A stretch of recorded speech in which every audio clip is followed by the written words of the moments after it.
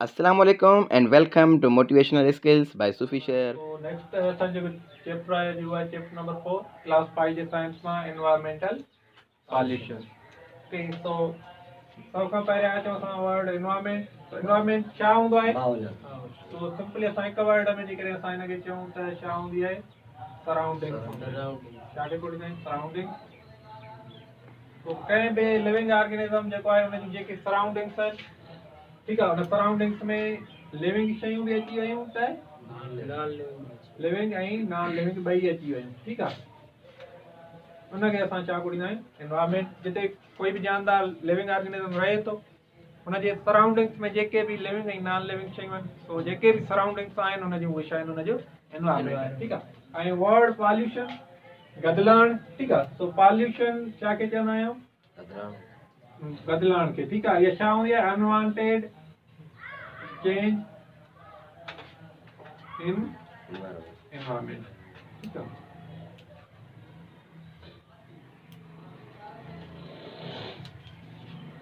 That is negative effect on living things। तो जेके भी जानदार शयूं आहिनि, तो पॉल्यूशन छा हूंदी आहे? हिकिड़ी अनवांटेड चेंज हूंदी आहे, मीन्स के अणवणंदड़ छा हूंदी आहे? तब्दीली, ठीकु आहे। छा हूंदी आहे? अणवणंदड़ अनवांटेड चेंज हूंदी आहे, अणवणंदड़ तब्दीली हूंदी आहे। छा में ईंदी आहे इहा तब्दीली? असांजे माहौल में जिते असां रहूं था, ठीकु आहे। ऐं इन जो असर छा हूंदो आहे? नेगेटिव इफेक्ट ईंदो आहे, माना नुक़सानकार हूंदी आहे, ज़ाहिर आहे इहा, ठीकु आहे। तो हार्मफुल हूंदी आहे छा जे लाइ? लिविंग थिंग्स लाइ। तो हुन में लिविंग थिंग्स में असां ॿिया सभु जानदार अची विया, सभिनी जे लाइ नुक़सानकार हूंदी आहे इहा तब्दीली। तो सिंपली चवंदा आहियूं अहिड़ी तब्दीली, माहौल में अहिड़ी तब्दीली जेका जानदारनि लाइ नुक़सानकार हुजे, हुनखे असां पॉल्यूशन कोन्हींदा आहियूं। तो हाणे असांजे माहौल में जेकॾहिं असां पॉल्यूशन खे ॾिसूं त मेनली हिन जा टे टाइप्स आहिनि। तो हिकिड़ो आहे जेको आहे सो एयर, ठीकु आहे, ऐं ॿियो आहे वाटर, ऐं टियों आहे लैंड, ठीकु आहे। तो एयर मीन्स के हवा जी गदलाइण, ठीकु आहे। वाटर पॉल्यूशन मीन्स पाणी जी गदलाइण, ऐं लैंड या सॉइल पे आहे सिंपली चई सघूं असां ज़मीन जी गदलाइण। ओके, तो सभ खां पहिरियां त हाणे असां अचूं जेको आहे एयर ते। हाणे मोस्टली एयर में छा जे करे थींदी आहे गदलाइण? तो जेके बि असांजा फॉसिल फ्यूल्स आहिनि, ठीकु आहे, तो इन्हनि जी बर्निंग, माना बर्निंग माना सड़ण या burn, burning of fossil fuels थी आहे या सुई गैस थी वई, ठीकु आहे। या असांजो जेको सिंपली ज़ाहिर आहे सुई गैस असांजे इन्हनि में ई बरंदी आहे घरनि में, ठीकु आहे। ऐं प्लस में असां चऊं CNG थी वई, ज़ाहिर आहे फॉसिल फ्यूल्स में ई अची वई। तो फॉसिल फ्यूल्स में असांजा छा अची विया? पेट्रोल, डीज़ल, ठीकु आहे, या गासप्लेट वग़ैरह इहे जेके बि शयूं आहिनि। पर इहे जॾहिं बि ॿरनि थियूं त इन्हनि मां जेका छा थो रिलीज़ थिए? कार्बन डाइऑक्साइड गैस, ठीकु आहे, ऐं ॿियूं बि मुख़्तलिफ़ गैसियूं। तो उन्हनि खे असां या जिन खे असां चवंदा आहियूं CFC, क्लोरो कार्बन। तो उन्हनि में क्लोरीन बि हूंदी आहे, फ्लोरीन बि, कार्बन हूंदी आहे, ठीकु आहे। तो इहे मुख़्तलिफ़ जेके ज़हरीली गैसियूं आहिनि, जॾहिं इहे इन्हनि जी बर्निंग जे करे असांजे एनवायरमेंट में सभु शामिलु थींदियूं त छा जी गदलाइण पैदा थींदी? इहे जॾहिं एनवायरमेंट में ईंदियूं त छा जी गदलाइण थींदी? एयर पॉल्यूशन, माना हवा जी गदलाइण थींदी, ठीकु आहे। तो हाणे हिन जा जेकॾहिं असां इफेक्ट ॾिसूं तो इन में असां चयोसीं त स्मोक आहे, ठीकु आहे। इहे जेके बि शयूं आहिनि इन जे करे असांजी एयर जेका आहे पॉल्यूट थी थिए। पर हिन जा जेके नेगेटिव इफेक्ट्स पवंदा उहे असांजे कहिड़े बॉडीअ ते पवंदा? ख़ासि करे जेको असांजो रेस्पायरेटरी सिस्टम आहे, ठीकु आहे। ऐं जीअं मिसाल तौरु असांजो जंहिंमें असां छा नोज़ आहे या जेको आहे लंग्स आहिनि, ठीकु आहे, इन्हनि ते असां जेको आहे या असांजो जेको नर्वस सिस्टम आहे, ठीकु आहे, इन ते असांजे छा पवंदा? नेगेटिव इफेक्ट्स पवंदा। छा जे गदलाइण जे करे? एयर पॉल्यूशन जे करे। ओके, उन खां पोइ आहे वाटर पॉल्यूशन। हाणे वाटर पॉल्यूशन में छा छा था अची वञनि? वाटर पॉल्यूशन में असांजो जेको अनट्रीटेड वाटर जेको आहे उहो जॾहिं शामा असां जेके फैक्ट्रीज़ आहिनि ख़ासि करे ठीकु आहे फैक्ट्रीज़ या असां जेका सेवरेज जंहिंमें असांजा गटर वग़ैरह अची था वञनि ठीकु आहे पेस्टिसाइड्स माना पेस्टिसाइड्स अनट्रीटेड वाटर जेको आहे फैक्ट्रीज़ मां या सेवरेजिस मां या जॾहिं सर्टेन केमिकल्स जेके आहिनि उहे बि शामा निकिरंदा आहिनि केमिकल्स जेके आहिनि उहे बि शामा निकिरंदा फैक्ट्रीज़ मां उहे जॾहिं वाटर में शामिलु थींदा त असांजो जेको वाटर आहे हुनखे छा कंदा पॉल्यूट कंदा ऐं इहो असांजे जेको ड्रिंकिंग पर्पज़ आहे उन लाइ सूटेबल न हूंदो ठीकु आहे त हाणे हिनखे मोस्टली जेके असांजा पेस्टिसाइड्स या फर्टिलाइज़र्स आहिनि इहे बि असां जेको वाटर आहे हुनखे छा था कनि गदलाइण पैदा कंदा आहिनि पेस्टिसाइड जो मक़सदु आहे जेके chemicals use to kill insects या पीस्ट तो पीस्ट छा हूंदो आहे पीस्ट अहिड़ी काई बि हार्मफुल शइ जेका प्लांट खे नुक़सानु पहुचाए ठीकु आहे ताकी प्लांट खे ख़ासि तौर ते असां वटि इंसेक्ट्स हूंदा आहिनि या कीड़ा हूंदा आहिनि जेके प्लांट खे हमलो कंदा आहिनि ठीकु आहे उन्हनि लाइ असां छा यूज़ कंदा आहियूं पेस्टिसाइड ठीकु आहे ऐं या हिनखे असां इंसेक्टिसाइड्स बि कोटींदा आहियूं माना जीतमार ठीकु आहे तो इहे जेके आहिनि हुन में यूज़ कंदा आहियूं हाणे ज़ाहिर आहे इहे प्लांट में वेंदियूं ऐं प्लांट सां गॾु वरी इहे ज़मीन ते किरंदियूं ऐं ज़मीन में बि ईंदियूं ऐं ज़मीन में असांजे ज़ाहिर आहे हुन में वाटर ईंदो त हुन में बि मिक्स थी ईंदियूं ठीकु आहे ऐं इहे जेके आहिनि ॻरंदियूं न आहिनि ज़मीन में नॉन बायोडिग्रेडेबल आहिनि त पोइ इहे असांजो वरी जर वारो जेको पाणी आहे उन ताईं पहुची हुन में शामिलु थी करे माना असांजे पीअण जो जेको पर्पज़ आहे पाणीअ जो हुनखे छा कंदियूं आहिनि पॉल्यूट कंदियूं आहिनि ठीकु आहे त इहे जेके शयूं आहिनि ही कारखाननि मां केमिकल्स जो निकिरणु या सेवरेज मां जेको अनट्रीटेड वाटर निकिरे थो या पेस्टिसाइड जो यूज़ आहे या फर्टिलाइज़र्स जेके आहिनि इहे सभु शयूं जॾहिं मिलनि थियूं त असांजो जेको वाटर आहे हिनखे छा थियूं कनि पॉल्यूट थियूं कनि ऐं ज़ाहिर आहे इहो जेको पॉल्यूटेड वाटर आहे इहो पीअण सां असांजी सिहत ते छा पवंदो नेगेटिव इफेक्ट ओके उन खां पोइ आहे लैंड पॉल्यूशन हाणे लैंड पॉल्यूशन जो मेन जेको लैंड ते जेके बि ज़ाहिर आहे गंद किचिरो ई थो वधे ठीकु आहे तो इनखे असां जेकॾहिं असां चऊं त गार्बेज ख़ासि करे जेको आहे इहो लैंड का पॉल्यूशन जो जेको आहे मेन काज़ आहे गार्बेज माना गंद किचिरो ठीकु आहे पर हिन गार्बेज में ॿिनि क़िस्मनि जूं शयूं मौजूदु हूंदियूं आहिनि हिकिड़ियूं हूंदियूं आहिनि बायो डिग्रेडेबल ठीकु आहे बायोडिग्रेडेबल ऐं ॿियूं हूंदियूं आहिनि नॉन बायो डिग्रेडेबल तो बायोडिग्रेडेबल जेके आहिनि अहिड़ी शयूं जेके ज़मीन ते उछलण सां ॻरी वञनि ठीकु आहे जीअं ख़राबु थियल सब्जियूं ख़राबु थियल मेवा जीअं असां ॾिठो हूंदो शहरनि में टमाटा वग़ैरह इलाही उछले छॾींदा आहियूं असां शाम जो उछलींदा आहिनि या कुकड़ियूं जेके पवंदा आहिनि उहे बि इलाही गंद किचिरो उछलींदा आहिनि त इहे शयूं आहिनि बायोडिग्रेडेबल इहे अहिड़ियूं शयूं आहिनि जेके जेकॾहिं असां माना हिनखे उछलींदा आहियूं त इहे ॻरी वेंदियूं आहिनि ठीकु आहे ऐं ॿियूं वरी अहिड़ियूं शयूं आहिनि जिनखे असां उछलींदा आहियूं त उहे न ॻरंदियूं आहिनि ख़ासि करे छा प्लास्टिक बैग्स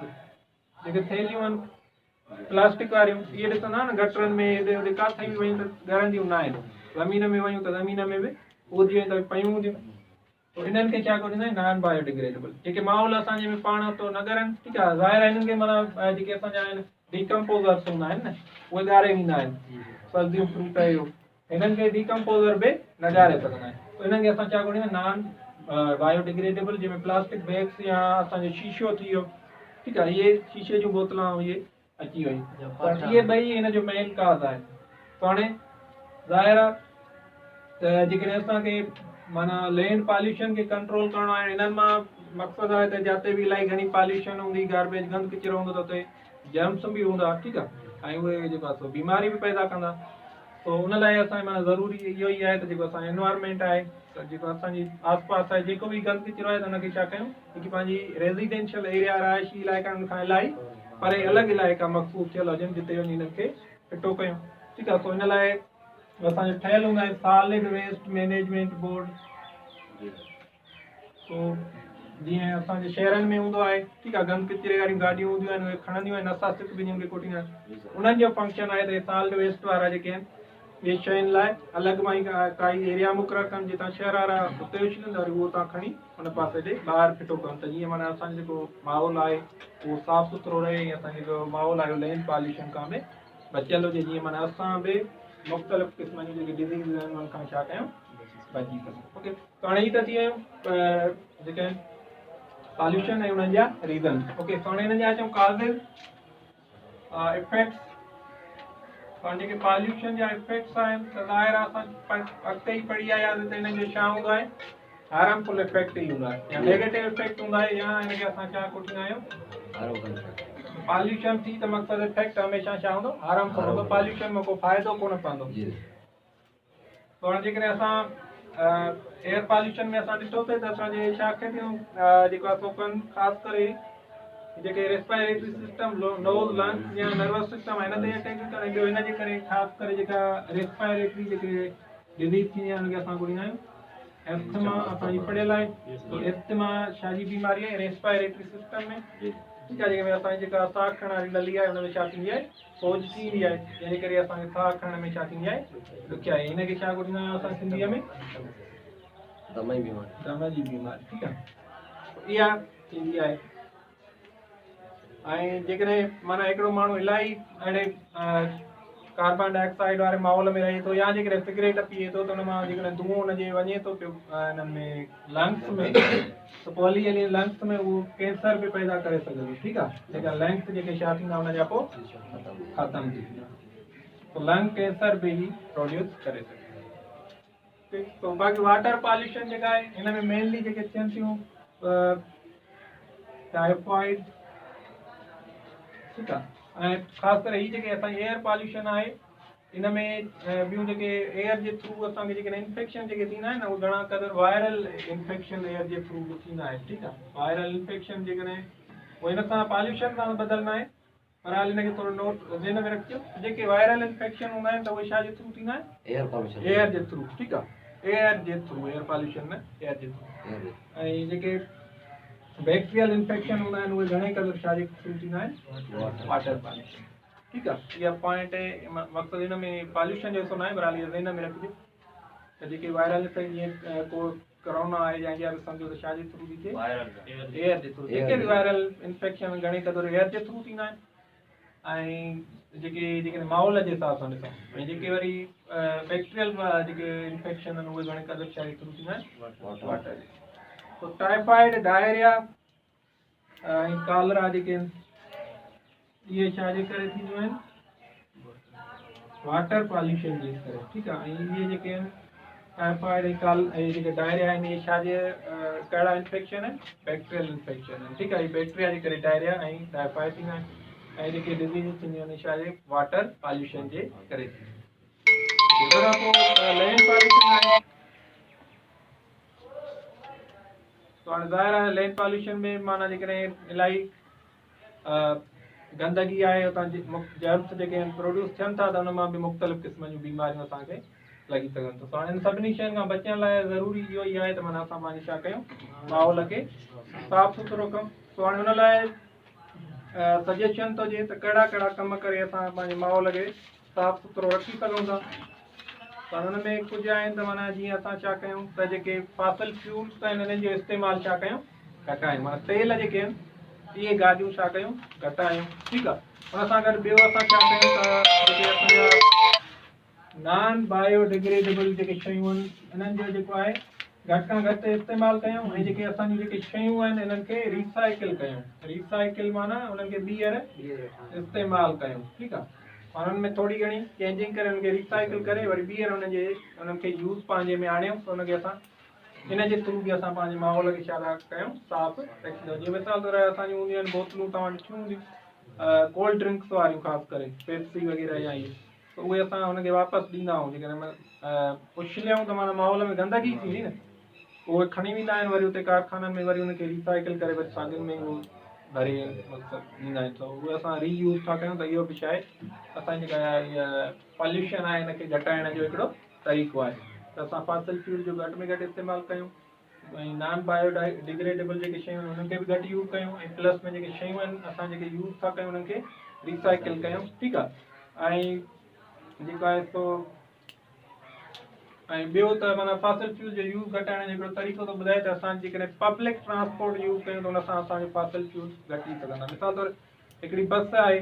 हाणे उहा जेकॾहिं हितां या वेन उन में 30 माण्हू वेही था सघनि ठीकु आहे हाणे उहे 30 ई माण्हू पंहिंजे पंहिंजे बाइक ते वेंदा त ज़ाहिर आहे माना माहौल जी गदिलाइण वधंदी ऐं हूअ त पब्लिक ट्रांसपोर्ट हूअं ई हले थी ठीकु आहे उहा बि कंदी पैदा ही बि कंदियूं त इलाही वधंदी उनजे बजाए जेकॾहिं असां पब्लिक ट्रांसपोर्ट में उन्हनि मां 30 मां ई जेकॾहिं 20 वञनि पब्लिक ट्रांसपोर्ट में 10 वञनि हूअं त माना छा थींदी माहौल जी गदिलाइण या एयर जी गदिलाइण छा थींदी ओके त उन खां पोइ आहे बायोडिग्रेडेबल ऐं नॉन बायोडिग्रेडेबल मटीरियल त हाणे असां चयोसीं त जेके असांजे माहौल में डिकम्पोज़र जिन ते एक्टिविटी कान्हे उहे ख़तमु थी वञनि ॻरी वञनि त उनखे असां